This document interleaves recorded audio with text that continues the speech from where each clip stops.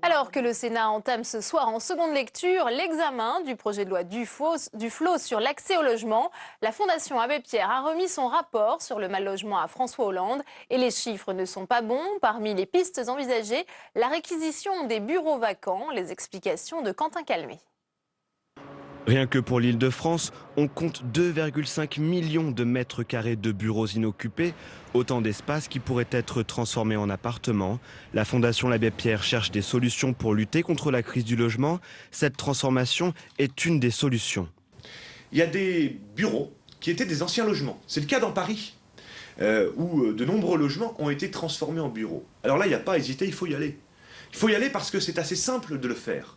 Ils étaient conçus pour être des logements initialement, donc on peut assez facilement les mobiliser pour apporter des réponses en logement. Les entreprises savent qu'elles ont un rôle à jouer. Elles sont souvent accusées de gaspiller de l'espace et de laisser des immeubles vides. Ce cabinet d'études en immobilier les aide à gérer leurs locaux inoccupés et il conseille souvent de revendre pour laisser place à des logements. Ça, c'est une analyse qu'on fait en termes de valorisation du patrimoine, notamment si on sent que l'immeuble dans sa configuration bureau aura des difficultés à se commercialiser et qu'on sent que la zone ayant tellement évolué, les logements ont peut-être rejoint cette zone qui était il y a 20 ans une zone industrielle.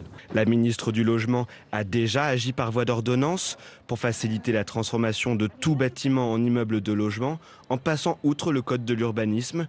Mais une grande partie de cet espace vide est délabrée ou trop isolée, ce qui limite la portée des transformations à venir. En bref, signature aujourd'hui au Sénat d'une